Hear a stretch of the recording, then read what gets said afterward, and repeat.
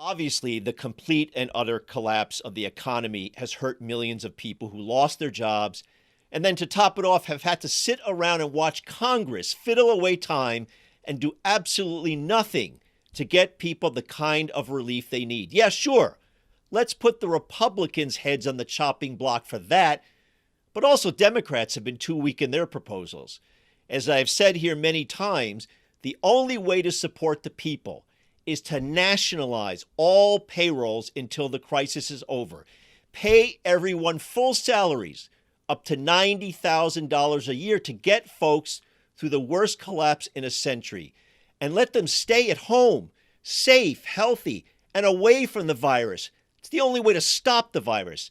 But even Democrats are not proposing that. Now, a whole lot of other important stuff has also been tossed by the wayside, including the $25 billion to shore up the United States Postal Service. Now, way before the pandemic, I've talked in this show about saving the post office, giving it not only a financial boost, but expanding what it can do. I mean, post offices are everywhere, often literally on main streets in towns all across the country.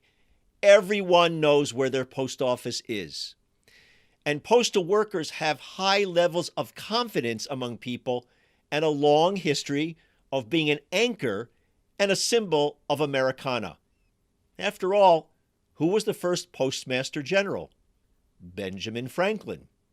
So why not turn post offices, for example, into hubs of financial transactions for people? From paycheck cashing, which could be a first step, and then on to remittances of money to families around the globe, and even installing Postal Service ATMs. You can boil down this to a simple question. Who would you rather give your business to? Citibank or JP Morgan or the post office? And in today's COVID world, what better place to have people come for an eventual vaccination than the parking lot of a post office? You've got thousands of locations already in place. You wouldn't need much but a few pieces of furniture, maybe a computer to log people in, using, of course, the Wi-Fi in the post office. So let's kind of remind people about the greatness of the Postal Service and what it could actually do by asking some questions of Max Sawicky. Max is an economist with the Center for Economic and Policy Research, and he recently wrote a paper, "The U.S. Postal Service is a national asset. Don't trash it." Now, we've been really lucky over the past year or two, Max, to have on our show the president of the American Postal Workers Union, Mark Dimenstein, who I'm sure you know. And he's really articulated quite well the crisis for his members and the crisis in the Postal Service. I thought that your paper was quite important in many ways. It's called "The Postal Service is a National Asset. Don't Trash It." I thought we would focus in a proactive way, a positive way, on the things that you outline, how the Postal Service can actually expand and do a whole lot more. We all know in reading our materials and looking at the media that there's some financial crisis at the Postal Service, but there's so much the Postal Service can do. And so I wanted us to kind of think big and start, for example, where you point out that the Postal Service could partner up with state and local governments to essentially provide services. So in a minute or two, what would those be? Well, especially now, I would say there are two basic things involved. One is public benefits that people could be eligible for but don't take up. And from data that's already long understood, there's a significant shortfall between what are called take-up rates, which is the extent to which eligible people apply for and receive benefits, and the number of eligibles there are in the first place. So, I mean, the service right now has over 30,000 local facilities that people could go to where they could meet someone who could guide them, not just to state and local benefits, but to federal benefits. And especially in the teeth of this virus, with the need for more of the aid to the unemployed that we've seen some of, but which we hopefully will see more of, there could be an enhanced role for the service in expanding in that way. Basically, I mean, a lot of people brought to the word socialism by Bernie Sanders think, as Bernie does, as a kind of expanded or built out welfare state, which is fine. I'm all for that too, and I don't dispute that it's kind of the immediate priority. The point about this paper was to try to expand that vision to put more emphasis on the potential for social ownership. Okay, so And Max, the post let's office, use a couple of examples. And again, I want to get very concrete and less academic about this. What could the post office do in terms of those services? You kind of, I think, referenced the current aid. So that would be you could come to a postal spot, and there are roughly, as you point out, 36,000 postal offices all across the country, and get your check, right? For unemployment, for all sorts of things. well, you could not only get a check, but you could be guided to benefits you might not have known about. And there's a significant amount of that, as I said. People may either not know about them or may be a little shy about applying out of some perceived stigma benefit. I noticed actually that when there was a new benefit offered at the state level here in Oregon, that there were these huge lines literally the next morning going around the block in front of bank offices, because that's where folks were directed to go and fill out the forms and apply for the extra benefit. You could do that at your postal spot, and people know where their postal spots are, and folks are much more used to it. Those servicing customers, meaning the postal workers, they'd be much more used to processing that kind of information. Well, yes, there's a broader potential there too, which is a return to postal banking. I mean, there's a serious shortfall. In my paper, I cited a report from the Federal Deposit Insurance Corporation of what's called the unbanked. Yep. People who would benefit from immediate access to free and very basic banking services, and who wouldn't have to go to rip-off payday lenders, places like payday lending and title lending and things like that. There's a lot of people that could really benefit from having a basic bank account through which federal and state benefits could much more easily be transmitted. People wouldn't necessarily even have to show up at the post office, but the post office could administer the pipeline for those benefits. And I know that the postal banking idea has been around for a long time. Bernie Sanders has promoted it. I think it's on people's agenda. So especially for folks who don't have bank accounts, I assume also folks who are undocumented, folks who actually need access to money if they need to transfer money, get benefits, the Postal Service would be a great place. A postal spot, a postal office is, as we said before, in every nook and cranny of the country, in rural spots, in urban areas, and especially in places where banks are not interested in servicing people because it's not worth it to them. They're not making a big enough profit. So they would shut down branches, and basically lots of, especially rural areas, don't have those kinds of bank outlets. I'm going to put aside for a moment the rip-off charges that banks charge, just for a moment. But just in terms of access, it would certainly help rural areas, and if I can use the term, more conservative red areas.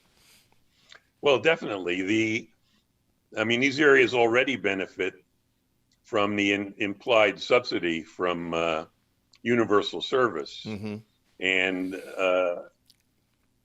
by extending other services to these areas, we're basically doing something similar, which is supporting the economies in relatively isolated or thinly populated areas by providing services that the private sector simply cannot provide on an economic basis. And over the centuries in the U.S., this practice, which has gone on since revolutionary times, has proved to be a spur to economic development. There's an upfront cost, but over the longer term, it benefits economic growth in the broadest sense.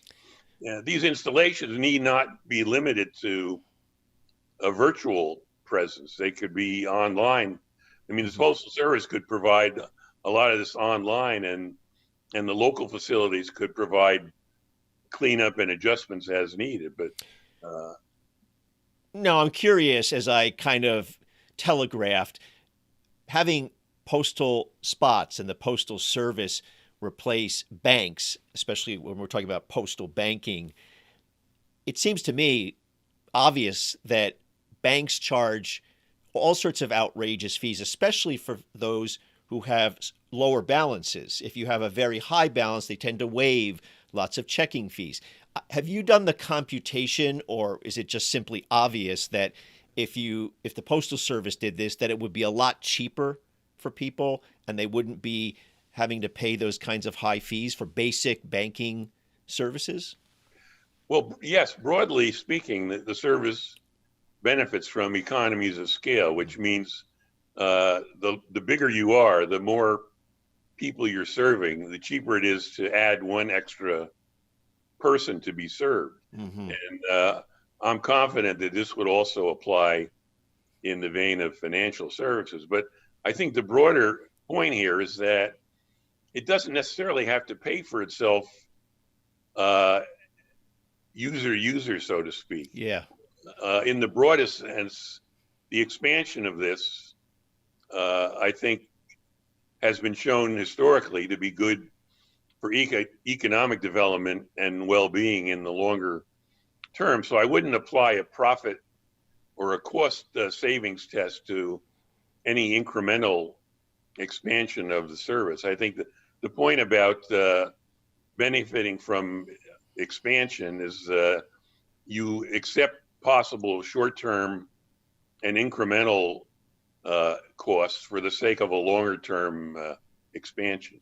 Yeah, I get that. I just think that some people ask that question in their minds, and I think it's worth basically answering it and saying this is easily answerable, it's easily done, and it makes total sense. And I get in the macro sense there's economies of scale. Now, one thing that you pointed out also, which I think is very much on people's minds right now, since the government has completely bungled the response to the coronavirus. And there's already talk about, okay, there's going to be a vaccine coming at some point. Yoo-hoo! We're going to have salvation. But then you take the next step and you say, if they bungled all the contract tracing and the testing prior to the vaccine, what gives anyone confidence that when they roll out a vaccine, they could actually do it in a coherent way and reach enough people? And you point out in the paper, I think correctly, that, my goodness, you could give this to the Postal Service to do.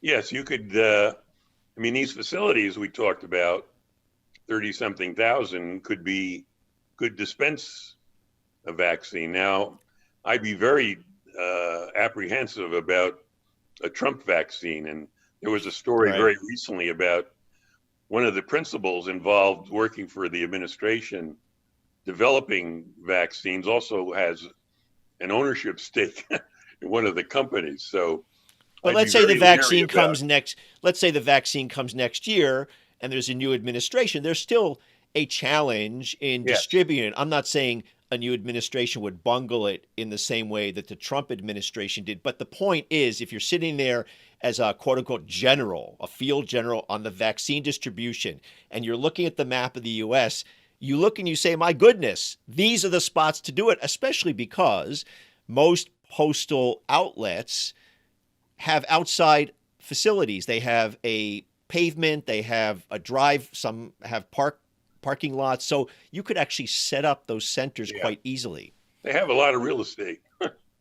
So yeah, there's a lot that could be exploited with that, not just vaccines in a pandemic, which of course is vital. I mean, the service could be delivering, if we ever get self-testing kits that are quick and easy, the service could be delivering those. Uh, so yeah, I mean, that's another, certainly something that could be enlisted once we get a government that isn't off its rocker and distribute a reliable vaccine. And the last part, which I think is on people's minds a lot, especially on the part of parents, who have all their kids at home now. Schools are closed, and especially for people who are working class, don't have the same kind of resources that richer people do in terms of access to the internet, having broadband. If especially people of color, you look in certain communities, the access to broadband is much more suppressed. You could actually expand the role of the Postal Service in providing broadband and take it out of the hands of the awful monopolies, the big cable companies who rip us off. Yeah, well, I think that's the other obvious immediate candidate for expansion of actual public sector ownership and administration, mainly to get really universal broadband. I mean, you look at the United States and you look at a country like South Korea. Why can't we have broadband as good as they have? I mean, the speeds there's no comparison. And of course, the egregious holes in terms of coverage. I mean, if I could go back to the vaccine thing for a second. Another important potential role for the service is in the realm of identification. And if we're going to do serious contact tracing, then providing universal, reliable, secure IDs to everyone, regardless of immigration status, would be very important in that vein. We would have to make sure that it had the same kind of security, say, the census does, which it wouldn't be vulnerable to abuse by law enforcement or something worse than that. But potentially the service could be administering IDs. It does that in a very limited way now with passports. And again, that would be dovetail with the needs of people that can't get a simple bank account and other kinds of services because of fuzzy identification issues. Well, Max, thanks very much for doing this research and doing this really important paper. We're big advocates here on this show of the Postal Service and all the tens of thousands of working men and women who work for the Postal Service. And principally, it's really a working class service. It is really for the people. And so we're going to be following this. We'll be big advocates for it. We'll have you back on the show to update us. Anytime.